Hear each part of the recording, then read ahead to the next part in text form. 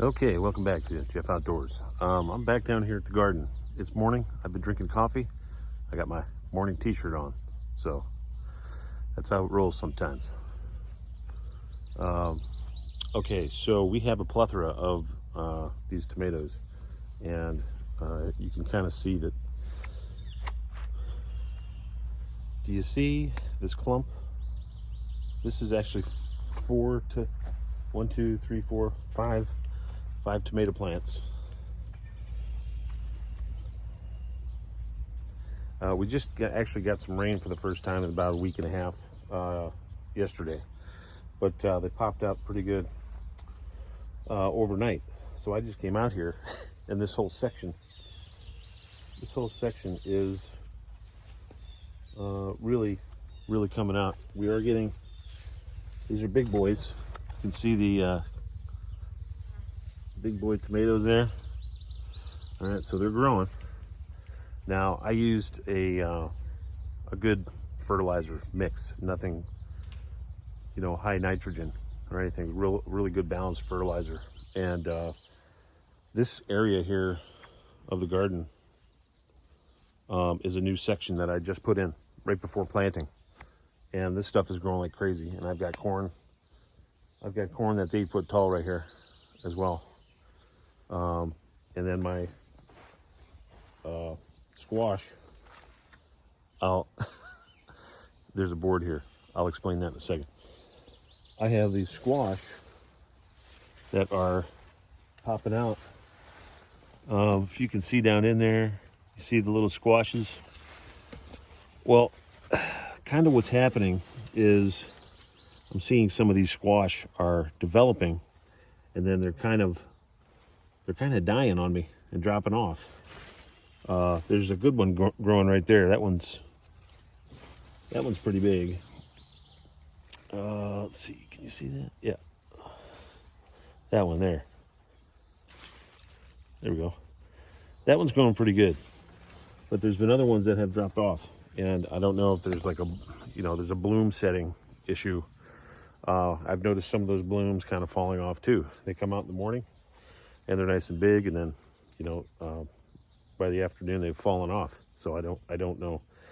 I'm not a professional gardener. I've been gardening for about 7 years now, every season. Tomatoes, potatoes, lettuce. I've been trying cabbage, but the cabbage worms have been killing me. I grow berries and strawberries. And if you're subscribed and you're watching along, you would already know that. If you're new here, welcome aboard. Speaking of aboard,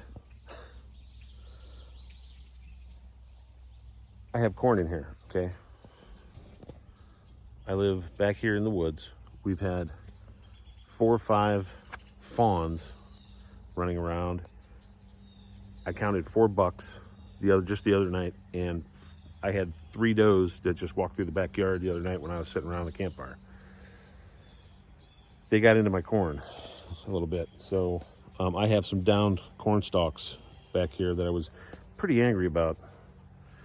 Wanted to get the old Henry out and take care of the problem, if you know what I mean. But I have since used this composter and my screen to act as a rudimentary fence, and this board across the squash area, so they didn't feel like they could get the advantage of just walking through the squash. It's so far has worked.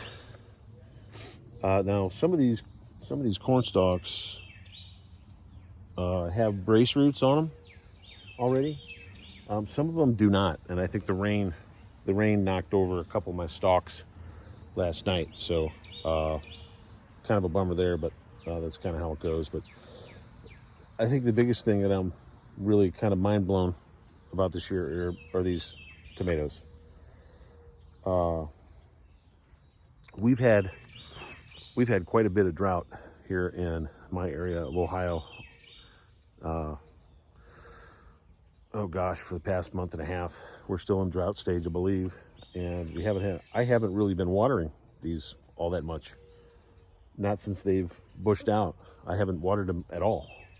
I have a nice layer of straw mulch down, and that's holding in the moisture.